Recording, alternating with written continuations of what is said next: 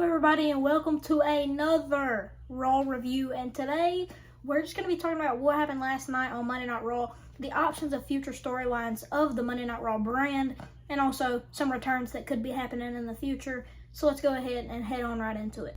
We started off the show with Sami Zayn coming out and kind of expressing his feelings from the pile driver that Kevin Owens gave him on SmackDown, or on the Raw, my fault, whenever he faced CM Punk for the Elimination Chamber qualifying match.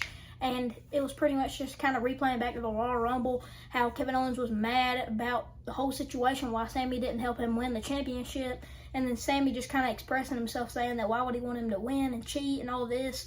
But in the end, he begged Adam Pearce to give him a match with Kevin Owens at Elimination Chamber. And Adam Pearce didn't seem to budge at first, but then we finally saw Adam Pearce fully unload and just say that if Kevin wants to drag you into the crowd and beat you lifeless, then he can, and he can do whatever he wants, but he can't stop him in an unsanctioned match. So that's what's going to happen at Elimination Chamber. We're going to have Kevin Owens versus Sami Zayn in an unsanctioned match, which means anything goes. Now, I do got to look up the rules about that. I don't know if there's going to be, I don't know the exact rules. I just know that there's just going to be, it's kind of going to be like an Extreme Rules match. But it's very interesting to see where this storyline's taking us, because once friends into rivals now, and they've been rivals for a while, but every now and then they just keep coming back together and they keep clashing with each other, and it's just more great storylines and matches every time. Then we see the first match of the night, and that is AJ Styles versus Dominic Mysterio. I was really excited for this match. It was going to be really good. This is the second time that we've seen AJ Styles in the ring since his Royal Rumble debut, or return as many people like to say. But it was just really exciting to see him back into the ring doing his work. He's just such a good in-ring performer, and I think that him winning this match is a great way to show that he's back, because as we know, he didn't win the Royal Rumble, but this is a great way to get his momentum back and a great way to show that he still got it.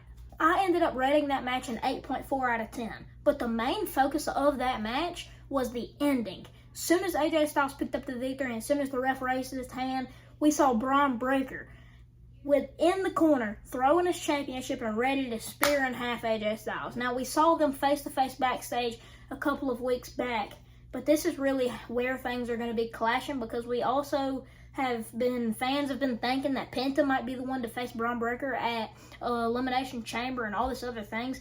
But it's looking like we're going to get AJ Styles versus Braun Breaker at Elimination Chamber, which is going to be an awesome matchup and will be a great challenge for Braun Breaker, but I still think he'll retain.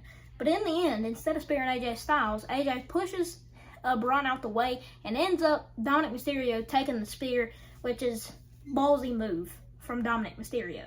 Then we see a Women's Intercontinental Championship #1 contenders match between Dakota Kai and Ivy Nile. This was the perfect time to see Dakota Kai get her vengeance on the whole WWE after she's just been taking the L's and getting injured. This is the perfect comeback story for Dakota Kai, and I'm really excited to see what she can do against Lyra Valkyria. So as we know, Lyra is just an insane competitor. She's from Ireland. She's one of the best in the women's division on Raw right now.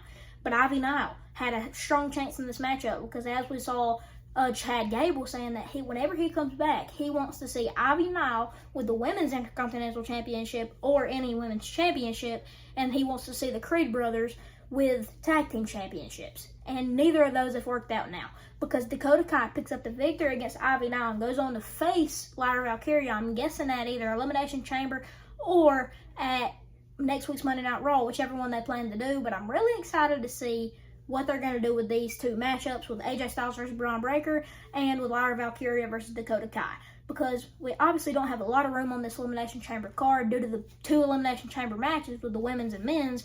So I wonder how many matches they're going to put on this card. I'd say they have room for about 2 matches on the card besides the Elimination Chamber matches. So to use them on both mid-card titles is a really good way to do this. I ended up rating that match an 8 out of 10. Then we see Gunther coming out from the crowd, as Jey Uso normally does, just mocking Jey Uso. And this is how you know that Jey Uso has really gotten under Gunther's skin. Because as we know, during the Sami Zayn and Gunther rivalry, the most recent rivalry that Gunther had, it was hard for Sami to get a match at the World Heavyweight Championship. But this time, Gunther can't do anything about him getting the match versus Jey Uso, because Jey Uso can do whatever he wants with this shot at winning. the Royal Rumble and going on to WrestleMania. He can pick whoever he wants with that. So Gunther can't stop him. So now we really know that Jay is under his skin 100% because he goes up to Pat McAfee. As we know, Jey Uso was on Pat McAfee's show not too long ago after the Royal Rumble, and that's his boys. Michael Cole and Pat McAfee are his guys. So Gunther goes up to Pat McAfee and asks him if he thinks that Jey Uso could beat him at WrestleMania. And Pat McAfee, kind of shocked, doesn't know what to say, but then we hear Jey Uso's theme song hit. Jey Uso tries to come to the ring, but then they have security coming after him and everything like that. But then Jey Uso breaks all the security, runs after Gunther, and the fight breaks out. We obviously know that Jey Uso is crazy in ring, and we know Gunther's crazy in ring. I cannot wait to see this matchup at WrestleMania 41, and I cannot wait to see if they can keep this rivalry as hot as it is right now until WrestleMania. Next up was the match I was most excited for of the night, and that was Penta versus Pete Dunne.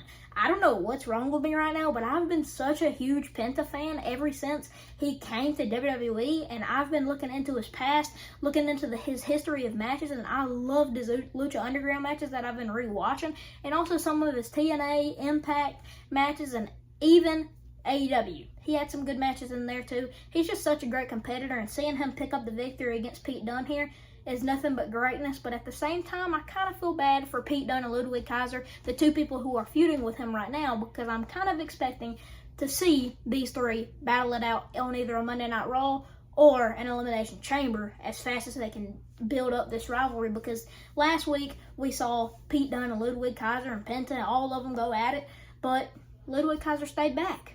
But this time, we just saw a great match between these two, which we always will. And Penta defeating Pete Dunne with the Penta Driver, which I think is a outstanding finisher. It's so crazy. He is just so good in ring. And y'all are going to say glaze in the comments, but go watch his matches and you'll know exactly what I'm talking about. I rated that match an 8.2 out of 10. Then one thing I also want to get out of this Raw review is about what happened in the clubhouse with the Judgment Day. Now, we've obviously seen Dominic Mysterio, Liv Morgan, and a little bit of Raquel Rodriguez talking about this new member that they need in the Judgment Day.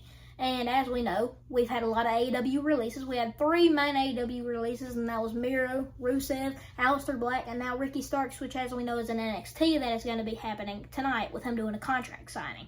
But I think, and what everybody else thinks in the wrestling industry, is that we're going to have Aleister Black in the Judgment Day. Now, he just has the perfect persona and the perfect just character for this, if they keep the character that he had in AEW.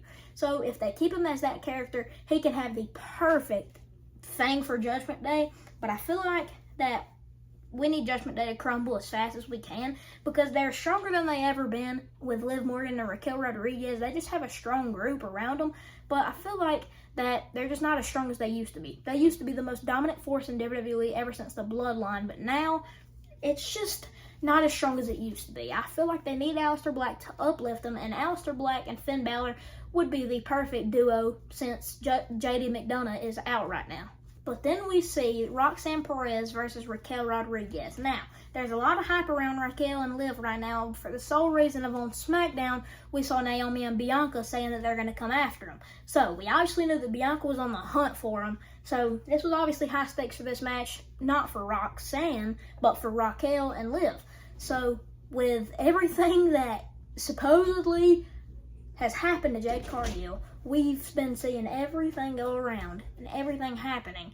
But I think now is the perfect time, because we finally see Naomi and Bianca Belair go after Liv Morgan. We see them come out and we see them attack them.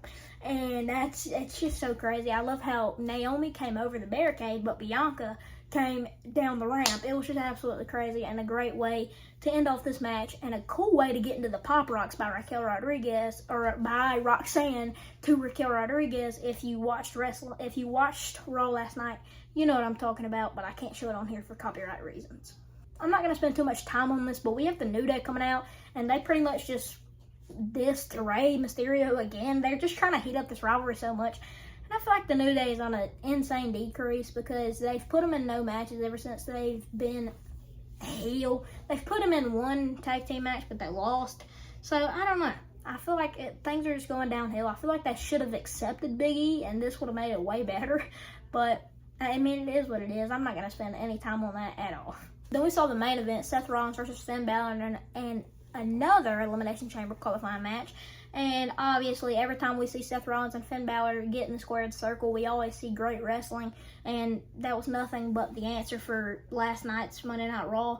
And I rated that match an 8.6 out of 10. It was just absolutely great with a lot of reversals and a lot of moves that they've pulled out of each other's bag. And they obviously know each other very well, and it was just an awesome match overall. But in the end, Seth Rollins picked up the victory, which is a great thing, but it just kind of shows that there's more pressure on the Judgment Day after this, because now we see Seth Rollins going on to the Elimination Chamber, which, if you just give me a slight second, I can actually go here and tell you everybody that is in the Men's Elimination Chamber. Hold the phone. Hold the phone. It might take just a minute, but I can tell you who's in the Women's real quick. We have, if my computer will open this, hold on. A lot of waiting here. If we can open the full post. We have Naomi, Liv Morgan, Alexa Bliss, Bianca Belair, now Roxanne Perez, and Bayley. An absolutely stacked Elimination Chamber, and if you are following my Instagram or you're following my YouTube right now and you go to my community post, I posted this and I put, now that the men's and women's Elimination Chamber qualifying matches are set in stone, who do you think is going to win the Elimination Chamber? So either you can answer it in these comments down below on my Instagram, or you can answer it in my community post on my channel. But with that being said, that was the Raw review. Come back probably tomorrow for another NXT review. We'll probably just do a short, or we'll just do a long form video.